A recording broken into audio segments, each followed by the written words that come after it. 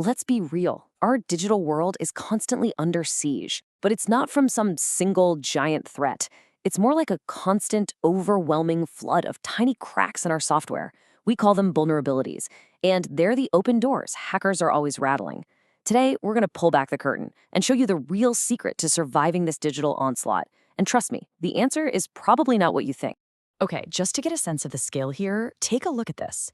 This chart shows the number of new security flaws found each year. In 2023 alone, that number shot past 28,000. And it's not slowing down. It's an upward climb year after year. Think about that. That's a new potential threat popping up almost every 18 minutes. It's just wild. So yeah, that brings us to the big question, doesn't it? When you are facing this absolute tidal wave of thousands upon thousands of new flaws every single year, how can any person, any company possibly keep up and fix them all? It honestly seems impossible. And here is the secret. And it might sound kind of crazy. They don't. They don't even try. See, the goal isn't to patch everything. The goal is to patch the right things. It is all about prioritization.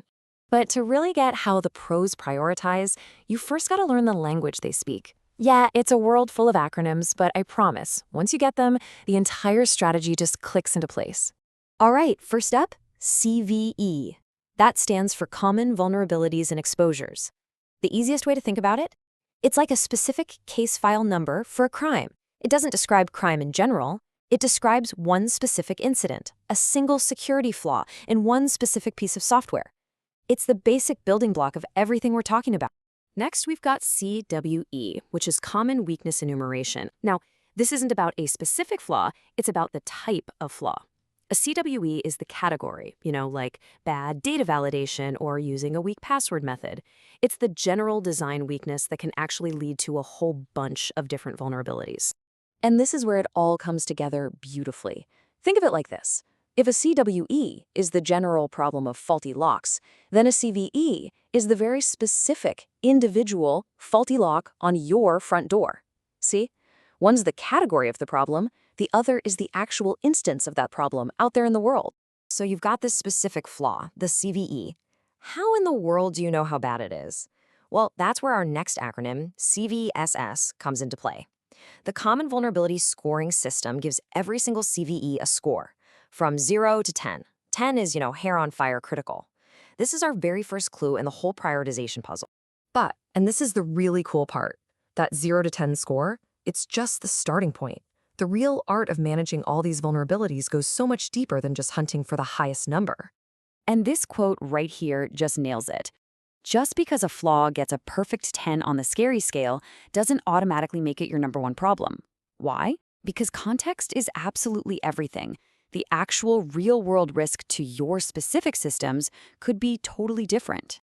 The best analogy is a hospital emergency room. The doctors don't just treat patients in the order they walk in the door, right? No, they perform triage. They figure out who is in the most immediate, life-threatening danger and treat them first. Cybersecurity, it works the exact same way. So that brings up a really important question then. If it's not just about the score, what other factors do security pros use to do this digital triage?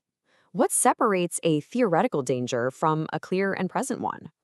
Well, one of the biggest answers is something called the attack vector. It's actually a key part of that CVSS score we talked about. And it asks a really simple but super critical question.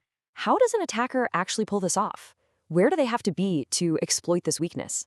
So check this out. There are 4 main vectors, and they make a huge difference. The most dangerous, by far, is network. That means an attacker can hit you from anywhere in the world, right over the internet. Yikes. Next is adjacent, meaning they have to be on the same local network, like your Wi-Fi.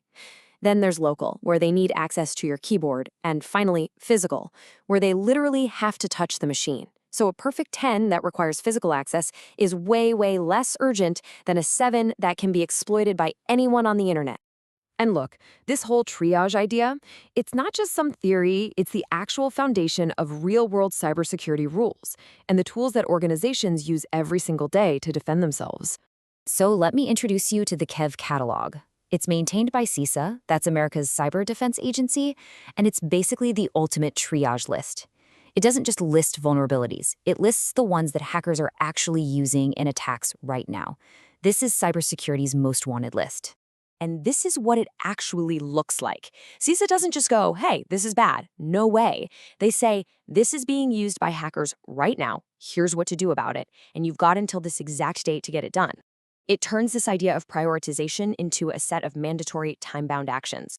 So you can almost boil this whole thing down to a simple flowchart.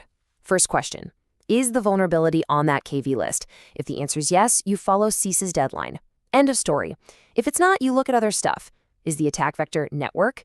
Is the attack complexity low, meaning it's easy to do? And are the privileges required? None. If you're checking those boxes, you've got a high priority threat that needs to be fixed fast, usually within about 30 days. Now, obviously, nobody's sitting there doing this by hand for thousands of different systems, right? The whole process, finding, analyzing, and prioritizing these flaws is supercharged by a whole suite of automated tools. And these tools fall into a few key groups. You've got your vulnerability scanners, which are kind of like security patrols, always checking your systems for known holes. Then you have tools that check the code as it's being written. SAS tools are like a spell checker for security, reading the code itself.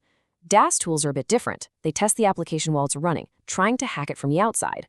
And finally, since pretty much all modern software uses open source parts, SCA tools act like a librarian, making sure none of those borrowed components have known flaws. It's like an automated defense team working 24/7. Okay, we have covered a ton of ground here, from the insane scale of the problem to the acronyms and the logic of triage. So what's the one big idea you should really take away from all this? It's this. It's a fundamental shift in mindset. The goal of cybersecurity isn't to build a perfect, impenetrable fortress, because frankly, that's impossible. It's not about building an unbreakable wall. It's about having the smartest repair crew in the world. It's not about being invulnerable. It's about being resilient. And in our digital world, resilience is the only defense that really matters.